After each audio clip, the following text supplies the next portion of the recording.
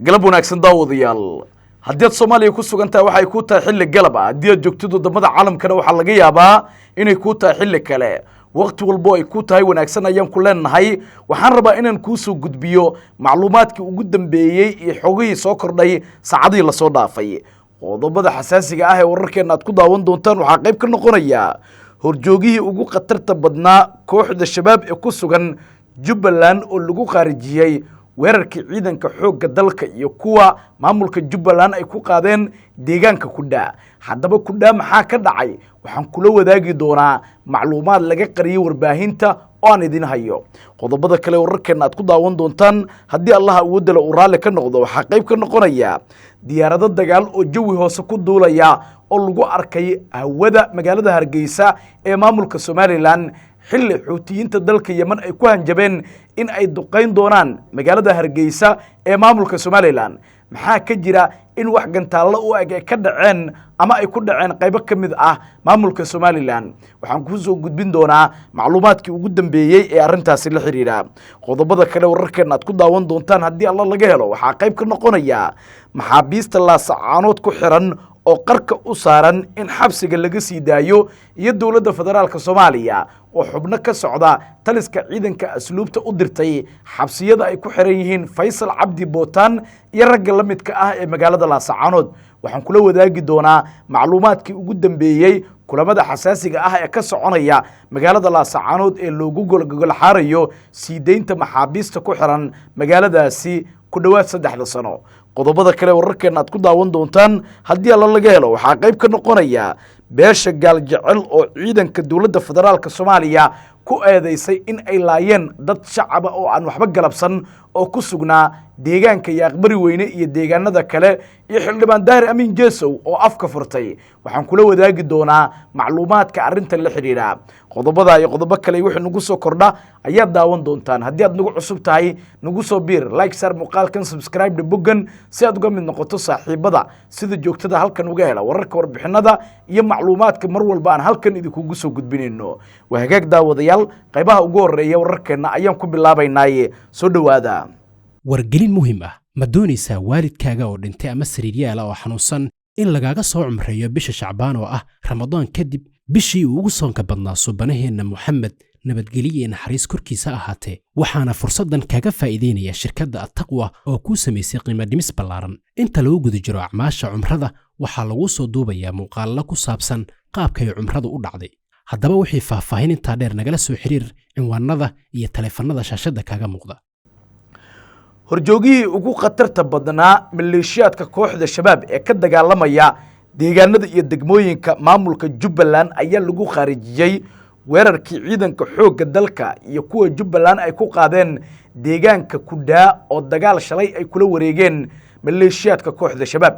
dagaalka oo in muddo ah soconayay waxa ka dhashay khasaare iskugu jira dhimasho iyo dhaawac oo dhinacyada soo kala gaaray inta la xaqiijiyay maleeshiyaadka kooxda shabaab waxa laga dilay 20 ka mid ah oo uu qayb ka yahay horjoogihii ugu dhibka badnaa sidoo kalena ugu khatarta badnaa shacabka Jubbaland qaati ay ka taagnaayeen deegaanada gobolka Jubbada Hoose marka loo eego horjoogaha la khaarijiyay waxa lagu magacaabaa Bulacle waxaana la tilmaamay in uu ka tirsanaa ciidanka maleeshiyaadka kooxda shabaab isla markaana wuxuu qayb ka ahaa horjoogayaasha ugu dhibka badan ee halkaasi ku sugnaa muddooyinkii la soo dhaafay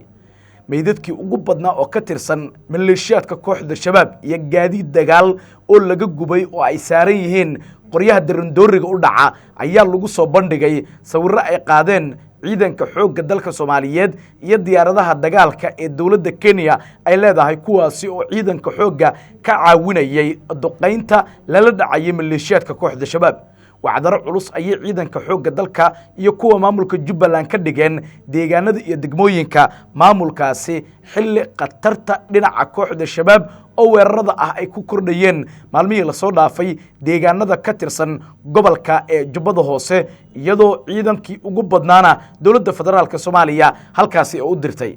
deegaanka kudhaa xogaha iyo macluumaadka hadda laga helayo waxay tilmaamayaan in deegaan xeebaadkaasi gacanta ay ku dhigeen ciidanka xoogga dalka Soomaaliyeed iyo kuwa maamulka Jubbaland oo isgarabsanaya kuwaasi oo cududooda ciidanka ku soo bandhigay deegaanka kudhaa iyo deegaanada kale ee la midka ah oo ay markaa ka mid tahay Burgaabo oo ka tirsan gobolka Jubbada Hoose oo dagaalo culus saacadii la soo dhaafay ay ku dhaxmareen ciidanka xoogga dalka Soomaaliyeed iyo kuwa maamulka Jubbaland oo isku dhinaca iyo maleeshiyaadka kooxda shabaab saraakiil ka tirsan ciidanka maamulka Jubbaland iyo wasiirka amniga ee maamulka Jubbaland oo arinta ka hadlay waxa ay tilmaameen in meydadka kooxda shabaab ay daadsan yihiin qaybo badan oo ka mid ah gobolka Jubbada Hoose isla markaana xilligan ciidanku ay wadaan howlgallo culus oo lagu baacsanayo firxadka maleeshiyaadka ka tirsanaa kooxda shabaab ee iskaga cararay deegaanka kudhaa ee casharka loogu dhigay horjoogaha lagu magacaabo Bulucle ee lagu khaarijiyay deegaanka kudhaa waxa la tilmaamay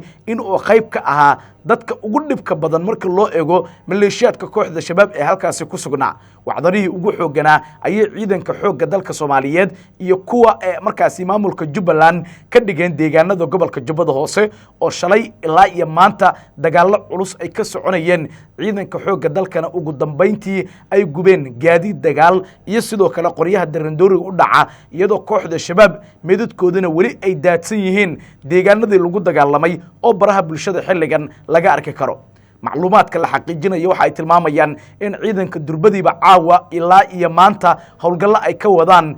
markaasi gobolka Jubbada Hoose waxaana howlgalladan ay soo bilowdeen gelinkii dhexe ee maanta gaar ahaan barqadii iyadoo ilaa iyo iminka oo aan idila hadlayo ay markaasi soconayaan howlgalladii ugu cuslaa oo ciidanka xoogga dalka iyo kuwa maamulka Jubbaland ay ka wadaan deegaanada iyo degmooyinka aan kor ku soo xusnay ee lagala wareegay maleeshiyaadka kooxda shabaab dhawqa rasaasta ayaa mararka qaar la maqlayaa iyadoo ciidanka xoogga dalka iyo kuwa maamulka Jubbalandna weli ay markaa raacdaysanayaan xubno ka tirsan maleeshiyaadka kooxda shabaab oo la sheegay in ay ku sugan yihiin qaybo ka mid ah gobolka Jubbada ee markaasi hoose ee maanta dagaalka culus uu ka dhacay haddaba wixii ku soo kordho wararkeena dambe ayaad ku daawan doontaan haddii Allah ugu dalo uraale ka noqdo markana dhinaca iyo gobolada waqooyi ee Soomaaliya diyaarada dagaal oo jawi hoose ku duulaya oo ayaa lagu arkay hawada magaalada Hargeysa ee maamulka Somaliland xilli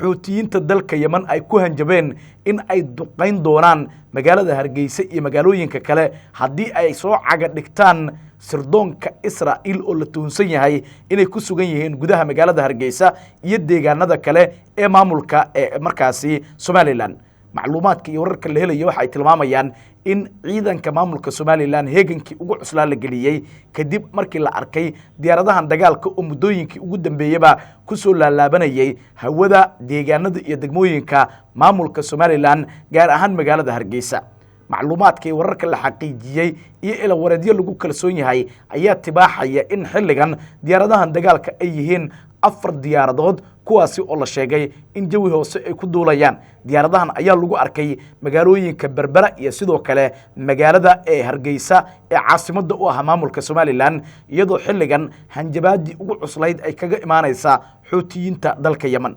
macluumaadka wararka la soo kordhaya ayaa sidoo kale waxa ay tibaaxayaan in dawladda Israa'iil xubno ka socda oo markaasi dabcan ka tirsan sirdoonka dalkaasi ay soo gaareen mararka qaar diyaaradaha markaa raadeerada aysan qaban karin ayaa la tilmaamay in Israa'iil ay adeegsanayso iyada oo markaasi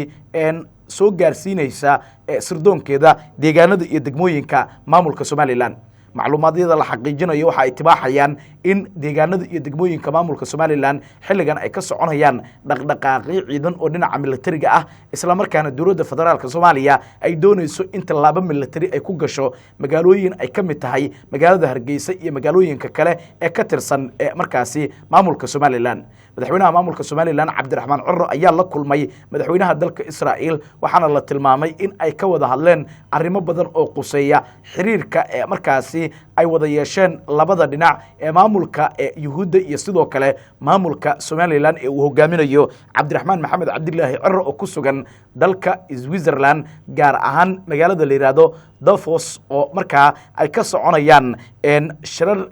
gooni ah oo ay ku kulmayaan madaxda wadamada caalamka sidoo kale siyaasiyiinta iyo ganacsatada intaba iyadoo looga wada hadlayo xaalka guud ee dunida xilligan halka uu wajahayo halkaasi oo uu gaaray madaxweynaha dalka Mareykanka Donald J Trump wararka qaar ee la helayo ayaa waxa ay tilmaamayaan in madaxweynaha maamulka Somaliland Cabdiraxmaan Ciro uu la kulmay wiilka uu dhalay Donald J Trump kaasi oo uu kala hadlay xaalka guud iyo sidoo kale markaasi in aqoonsi Somaliland ay ka hesho dawladda Mareykanka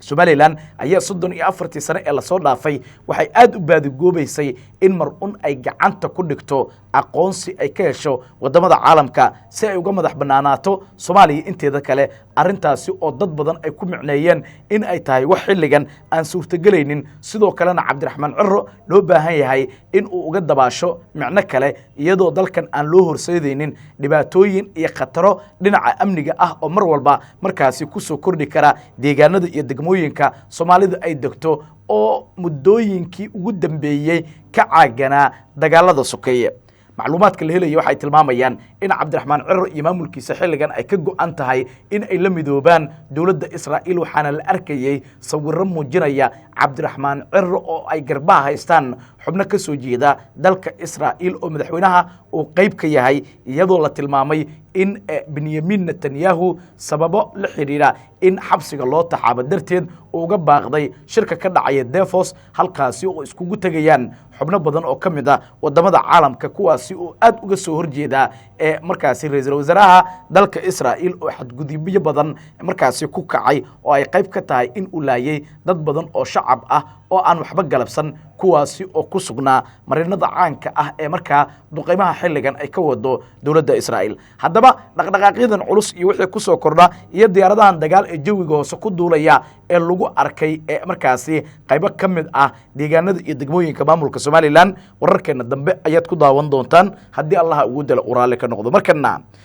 maxaabiistii Somaliland ee ku xirnayd magaalada Laascaanood ee xarunta gobolka Sool ayaa qarka u saaran in xabsiga laga sii daayo iyadoo dawladda federaalka Soomaaliyana arintaasi ay ku bixinayso dadaalkii ugu xooganaa oo ay ku doonayso in maxaabiis uu ka mid yahay Faysal Cabdi Bootaan mar kale xorriyadoodii ay dib u helaan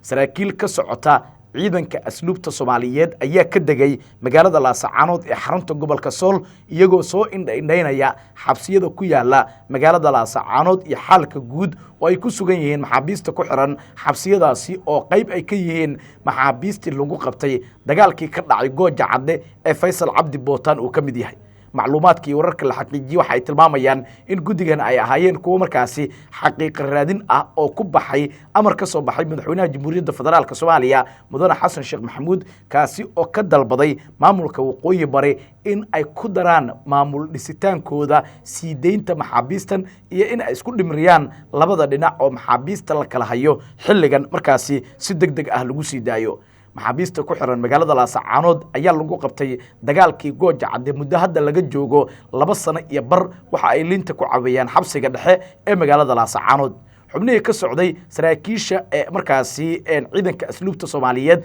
ee booqday magaalada Laascaanood ee xarunta gobolka Sool ayaa tagay 3 xabsi oo ay ku xiran yihiin maxaabiistan waxa ayna sheegeen in maxaabiistu ay yihiin kuwa markaasi qaab amni ah loola dhaqmay isla markaana aysan jirin wax caqabad ah oo xilligan maxaabiistu ay tabayaan arintaasi oo muujinaysa in maamulka Waqooyi Bari maxaabiista ku xiran ee Faysal Cabdi Bootaan uu qaybta ka yahay in xilligan ay yihiin xaalad markaasi wanaagsan kuwa ku nool lama oga talaabooyinka ay qaadi doonto dawladda dhexe ee federaalka Soomaaliya ee ku aadan arintan waxaana la soo sheegayaa in madaxweynaha iyo madaxweyne ku-xigeenka maamulka Waqooyi Bari oo muddooyinka ugu dambeeyay xurguf ay markaasi ka dhax taagneed in gabi ahaan xurguftoodii ay soo afjareen isla markaana ay ku heshiiyeen gudaha magaalada Laascaanood ee xarunta gobolka Sool macluumaadka la xaqiijiyay ee la helayo waxay tibaaxayaan in xilligan markaasi laga wada shaqeeyay arintan sidoo kalena ay ka wada shaqeeyeen in markaasi ragga isgacan qaadaan madaxweynaha maamulka Waqooyi Bari iyo sidoo kale taliyaha ciidanka booliska Soomaaliyeed iyo markaasi rag uu ka mid yahay Xasan Shire Abgaal wasiirkii hore ee maaliyadda maamulka Puntland oo iminka ku sugan magaalada Laascaanood ee xarunta gobolka Sool macluumaadka la xaqiijinayo waxa ay tilmaamayaan in xilligan abwaan cabdirashiid iyo sidoo kale madaxweynaha maamulka waqooyi bari cabdulqaadir firdhiye ninka la yidhaahdo ay isgacan qaadeen sidoo kalena ay ka heshiiyeen dhammaan dhibaatooyinkii dhexdooda ahaa arrintaasi oo xilligan muujinaysa in laasacaanood ay marxalad kale markaasi lugaha la gelayso oo ku aadan arrinta la xidhiirta in markaasi heshiis u dhex maray dhinacyada lama oga tallaabooyinka xiga oo ay qaadi doonaan madaxda maamulka waqooyi bari waxaana la tilmaamay in odayaashan markaasi kale ah taliyaha ciidanka booliska Soomaaliyeed Asad Diyaano iyo sidoo kale wasiir Xasan Shire Abgaalba labaduba ay ka shaqeeyeen sidii raggan markaasi loo dhaxdhaxaadin lahaa iyadoo xalkama dambays ah laga gaaray xaaladaha xilligan markaasi khilaafka sababay ee ka dhex jiray dhinacyada haddaba wixii ku soo kordha wararkeena dambe ayaad ku daawan doontaan haddii Allah ugu dalo uraali ka noqdo markana beesha gaaljecel ayaa ciidanka dowladda federaalka Soomaaliya ku eedeysay in ay laayeen dad shacab ah oo aan waxba galabsan kuwaasi oo ku sugnaa yaaqbari weyne duleedkeeda isla markaana loogu gogol xaarayay in ay dileen rag maxkamad ay xukuntay kuwaasi oo ilaa iminka duurka ku jira xildhibaan daahir amiin jeesow oo qayb ka ah xildhibaanada matala beelweynta gaaljecel isla markaana kursiga markaasi golaha shacabka ku matala ayaa afka furtay waxauna eedayn kulul u jeediyey dowladda dhexe ee federaalka Soomaaliya isaga oo sheegay in dowladda iyada oo ku marmarsiyoonaysa rag ay baadi goobayso iyo sidoo kale markaasi dhibaataynta raggaasi in la dilay ayaa waxa uu tilmaamay in ay qaaday tallaabooyin guracan oo dad tiradoodu ay kor u dhaafayso ilaa 13 qof ay ku dileen deegaano badan oo ka tirsan gobolka Shabeellada Hoose gaar ahaan inta u dhaxaysa yaaqbari weyne iyo deegaanada kale ee markaasi ka tirsan gobolka Shabeellada Hoose yaaqbari weyne waxa ka socda howlgallo culus oo ay wadaan ciidanka xoogga dalka Soomaaliyeed oo lagu baadigoobayo maleeshiyaad ka tirsan markaasi beelweynta gaaljecel kuwa oo la tilmaamay inay ku dhuumaalaysanayaan duleedka deegaanka yaaqbari weyne isla markaana xukun dil toogasho ah ay ku riday dowladda federaalka Soomaaliya gaar ahaan maxkamadda ciidamada qalabka sida iyadoo ciidankana lagu amray meel walba oo ay ku arkaan raggaasi in ay ku toogtaan arrintan waxay abuurtay xiisad aan caadi ahayn oo u dhaxaysa beelweynta gaaljecel iyo sidoo kale ciidanka xoogga dalka Soomaaliyeed ee ku sugan qaybo ka mid ah gobolka markaasi Shabeellada Hoose xildhibaan daahir amiin jeesow waxa uu sheegay in aan dowladda laga aqbali doonin in ay layso dadka rayidka ah sidoo kalena ay waxyeello gaarsiiso dad aan waxba galabsan laakiin loo baahan yahay dowladdu haddii ay gacan ku dhigayso ragga ay tilmaamtay in ay dishay in ay gacanta ku soo dhigto amaba markaasi 6 ruux markaasi baxsadka ah ay gacanta ku soo dhigaan sida uu tilmaamay xildhibaan daahir amiin jeesow laakiin waxa uu sheegay in aan loogu dul qaadan doonin in ay laayaan dadka shacabka ah ee aan waxba galabsan ee ku sugan deegaanada iyo degmooyinka gobolka Shabeellada Hoose oo qayladhaantii ugu xooganayd xilligan ay ka soo yeerayso macluumaadka la helayo ayaa sidoo kale waxa ay tibaaxayaan in deegaanada ee gobolka Shabeellada Hoose howlgalladii ugu xooganaa xilligan ay ka wadaan ciidanka xoogga dalka Soomaaliyeed oo lagu baadigoobayo maleeshiyaadkan oo 3 ka mid ah sida ay sheegtay dowladda la khaarijiyay halka 3 kalena la tilmaamay in xilliganba lagu raad joogo haddaba wixii ku soo kordho wararkeena iyo warbixinadeena soo socda ayaad ku daawan doontaan haddii Allah ugu dalo waraale ka noqdo haddii aad nagu cusubtaa waxaan ku leenahay nagu soo biir like sar muuqaalkan subscribe bogan si aad uga mid noqoto saaxiibada halkan joogtada uga hela wararka warbixinada iyo macluumaadka mar walba aan halkan idinku soo gudbinayno waad maasantiin daawadayaal soo dhawaada galab wanaagsan